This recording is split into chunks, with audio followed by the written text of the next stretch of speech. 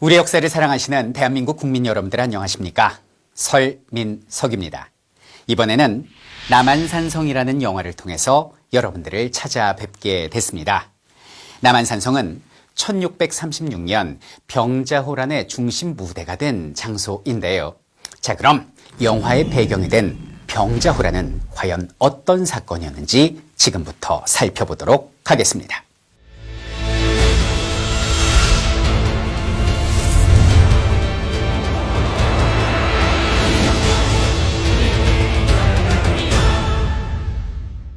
자, 이야기는 임진왜란으로 거슬러 올라갑니다. 일본이 중국으로 가는 길을 내어달라며 조선을 침략한 7년간의 전쟁. 이때 명나라는 조선을 돕기 위해서 부원병을 파병을 했고, 이순신 장군, 우리의 의병, 그리고 명나라의 원군이 하나가 돼서 우리는 일본을 잘 막아낼 수 있었습니다. 그런데 당시 북방에는 여진이라는 민족이 우리의 혼란을 틈타서 강성해지고 있었으니 이들이 훗날 후금이라는 나라를 건국하게 됩니다.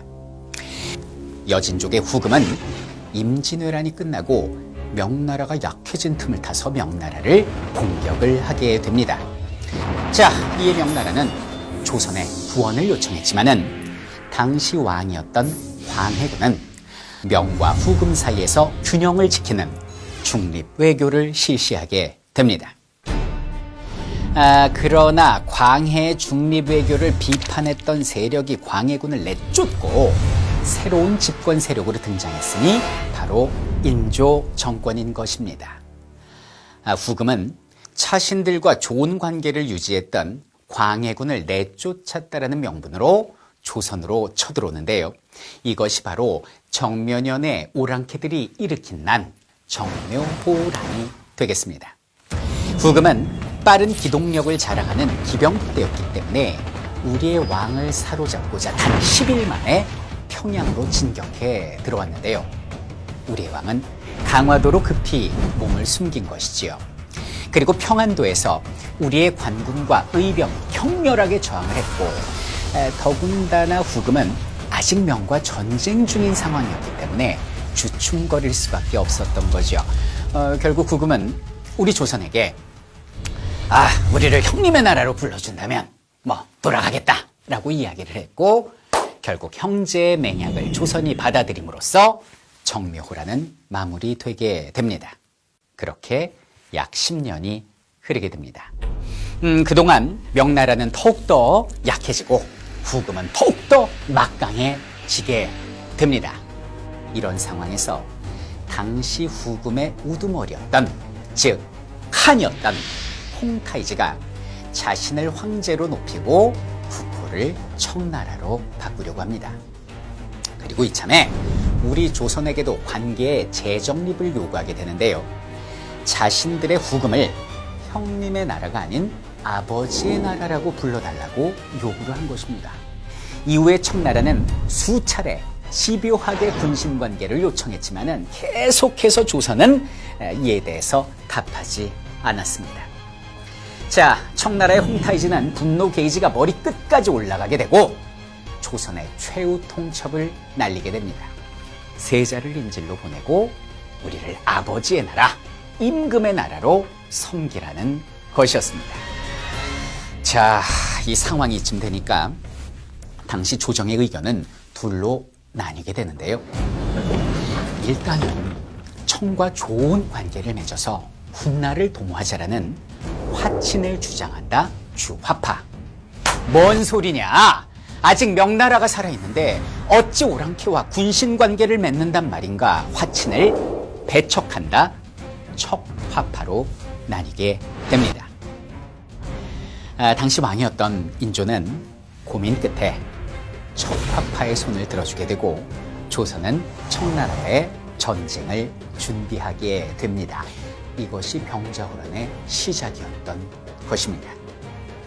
자, 조선의 군인들은 각 지역의 성 안으로 들어가서 적과의 전투를 준비하게 되지만은 1636년 12월 강물이 꽁꽁 오는 추운 겨울날 그들은 우리의 성대로 훅 하고 지나쳐서 곧바로 서울로 쳐들어오게 됩니다. 바람처럼, 마치 야수처럼 말이죠. 아무도 단 5일 만에 서울 부근까지 그들이 진격해 올 것이라고는 예상하지 못했습니다. 자, 순식간에 적들이 서울 근처까지 당도하니까 강화도로 피신할 길이 막혀버린 인조는 당황한 나머지 오늘날 송파구와 성남시 그리고 하남시에 걸쳐져 있는 남쪽에 있었던 남한산성으로 몸을 피하게 됩니다. 이것이 바로 영화 남한산성의 시작인 것입니다. 전하, 적병이 이미 개성을 지났다 하옵니다. 그럼 어디로 가란 말이냐? 허가를 남한산성으로 돌리심이 가한 줄로 아려옵니다. 이 인조가요, 남한산성으로 들어간 건 청나라가 강화도로 가는 길목을 먼저 막아버렸기 때문에 발생한 사고였고 일종의 고립이었습니다. 순식간에 청나라 군사들이 남한산성을 포위했고 이렇게 47일간의 기나긴 항전이 시작되게 됩니다. 남한산성 안에 고립된 인조와 신하들의 상황은 어땠을까요? 그 안에서도 신하들은 화친을 해야 한다라는 입장과 항전을 해야 한다라는 입장으로 나뉘어져서 극렬한 대립을 하고 있었습니다. 먼저 화친을 배척하는 예조판서 김상원, 오늘날 외교부 장관에 해당합니다. 그의 주장은 이렇습니다. 명나라는 임진왜란 때 우리에게 무려 7년간 원군을 보내준 고마운 나라입니다. 그 은혜를 어찌 잊을 수 있겠습니까? 지금 명나라가 오랑캐 발밑에 깔려서 수모를 당하고 있는데 우리가 그 오랑캐들과 화친을 한다고요? 그거 정의가 아닙니다. 의리가 있고 명분이 있고 원칙이 있다면 절대 그들과 화해한다는 것은 있을 수 없는 일입니다. 그리고 김상원의 항전 의지에는 현실적인 기대감도 있었을 겁니다. 여러분들, 저들이 우리의 성을 차례차례 파괴하고 들어왔습니까? 아닙니다. 훅 하고 지나쳐왔죠.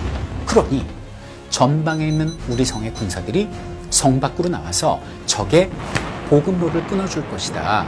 그리고 충청도, 전라도, 경상도, 삼남 지방이 아직 건재하기 때문에 용감한 우리 군사가 임금을 구하러 이곳 남한산성으로 달려가서 우리를 구해줄 것이다 라는 것이었죠.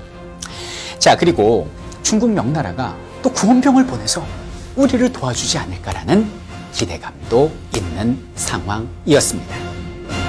그러나 주화파의 대표 이조판서 최명길, 오늘날 인사혁신처 처장에 해당합니다.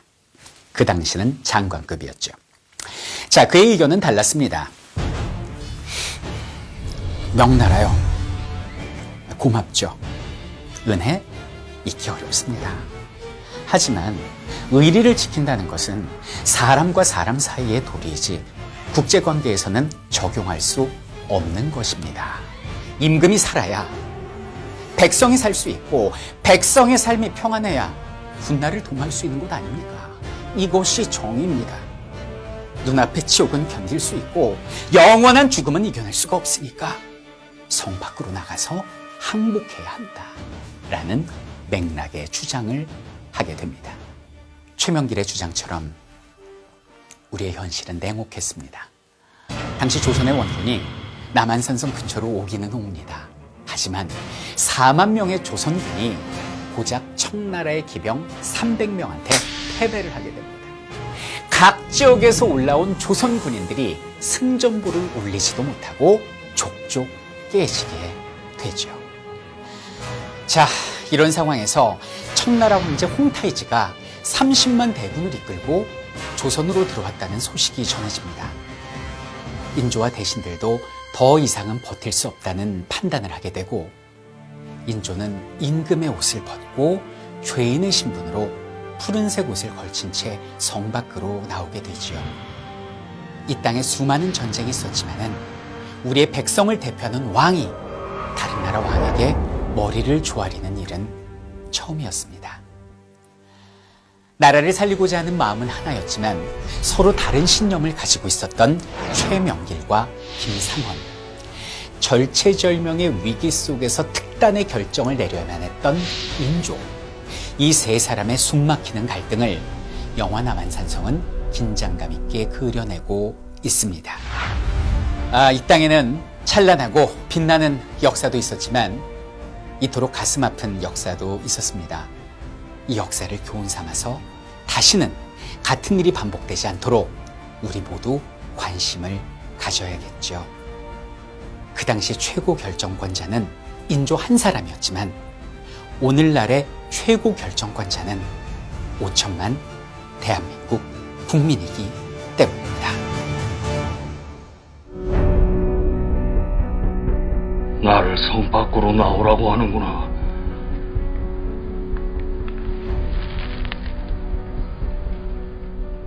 나가면 다음은 어찌 되는 것이냐?